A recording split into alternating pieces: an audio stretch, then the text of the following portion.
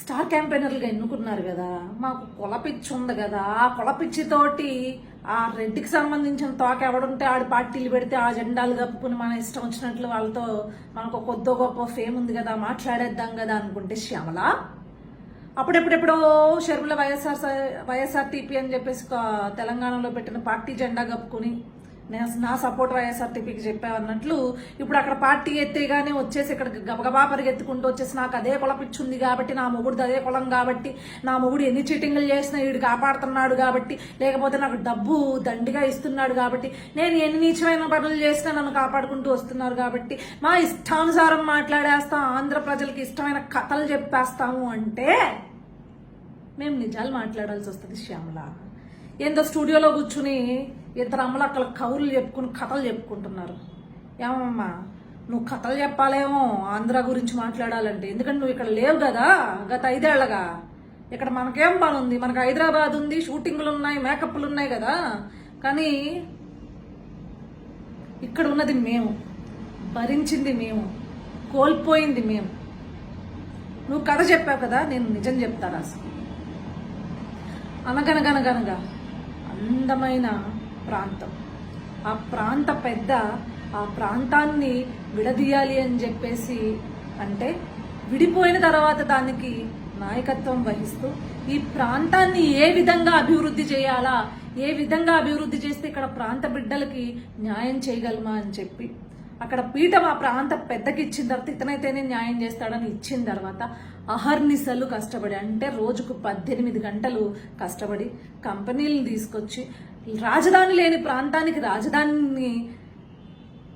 నిర్మించి ఇది ప్రాంత రాజధాని, ఇక్కడి నుంచి ఇక పరిపాలన అంతా సాగుతుంది అని చెప్పి మీకు ఏ కష్టాలు లేకుండా నేను చూసుకుంటాను, మనకి బడ్జెట్ తక్కువ ఉంది అయినా కూడా ఈ ప్రాంతాన్ని సెల్ఫ్ గ్రోన్ స్టేట్గా నేను చేస్తాను అని చెప్పేసి ముందుకొచ్చి ఎన్నో కంపెనీలన్నింటినీ తీసుకొచ్చి సంక్షేమం చేస్తూ రాష్ట్ర ప్రజలకు ఎటువంటి కష్టం లేకుండా చూసుకుంటే, నువ్వన్నావే గుంటనక్క అని కథలో, అలాంటి గుంటనక్కకి కన్నుగుట్టి అప్పుడెప్పుడో నా తండ్రిని చంపేశాడు అని చెప్పేసి కథలు చెప్తే అప్పుడు నమ్మకపోతే అరే అలా కాదు అని చెప్పేసి కరెక్ట్గా ఎలక్షన్కి ముందు నా కొంపలో వాళ్ళని చంపేస్తే సింపతి వస్తుంది అని చెప్పేసి సింపతి డ్రామాలు వేయించుకుని తనంతట తనే కోడికత్తులతో పొడిపించేసుకుని తర్వాత ఈ సింపతినంతా చూపించి నాకు ఒక్క ఛాన్స్ ఇవ్వండి అయ్యా అని చెప్పేసి తల్లిని చెల్లిని వాడుకుంటూ వాళ్ళ కొంగులు జాపి అడుక్కొనిచ్చి దాని తర్వాత ఆ పీఠం ఎక్కి చేసింది ఏమిటయ్యా ఫస్ట్ అంటే, రాగానే ఎక్కడ పెద్ద ఆయన చేసిన అభివృద్ధి రాష్ట్ర ప్రజలకు కనిపిస్తే నన్ను పాతాళానికి తొక్కేస్తారు అని చెప్పేసి పరిపాలనా సౌలభ్యం కోసం ప్రభుత్వం నిర్మించుకున్న ప్రజావేదికను కూల్చేసి అమరావతి అని పేరు చెప్తే ఆ పెద్ద ఆయన పేరు వస్తుంది అని చెప్పేసి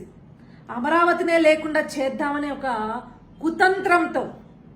నేను కేవలం సంక్షేమం చేస్తున్నాను, అత్యంత సంక్షేమం చేస్తున్నాను అని అబద్ధపు బూటకాలు చెప్పి ఒక చేత్తో 10 రూపాయలు ఇస్తూ ఇంకొక చేత్తో 100 రూపాయలు దాక్కుని చెత్త పన్ను అని చెప్పేసి ఆ పన్ను అని చెప్పేసి ఈ పన్ను అని చెప్పేసి ప్రజల దగ్గర డబ్బుని రక్తం పీల్చినట్లు పీల్చేసి అక్రమ మద్యం అమ్మేసి అక్రమ ఇసుకలు అమ్మేసి ఇసుక పాలసీ అని చెప్పేసి ఎంతో మందిని పని ఉన్న వాళ్ళని కూడా పని లేని వాళ్ళని చేసి వాళ్ళందరినీ మద్యానికి బానిసలుగా మార్చి రాష్ట్రాన్ని సర్వనాశనం చేసిన ఒక గుంటనక్కని ఈరోజు తరిమి తరిమి కొట్టడానికి ఆంధ్ర ప్రజలందరూ సిద్ధంగా ఉన్నారు. నువ్వు సిద్ధం అంటున్నావు కదా, నువ్వు సిద్ధంగా లేవు, ఆంధ్ర ప్రజలు సంసిద్ధంగా ఉన్నారు ఈ గుంటనక్కను పారద్రోలడానికి. లేదు నాకు నోరుంది, నాకు దేవుడు వాక్చాతుర్యం ఇచ్చాడు, మనకి ఇచ్చిన పని ఏదైతే ఉందో యాంకరింగ్ అంటూ 4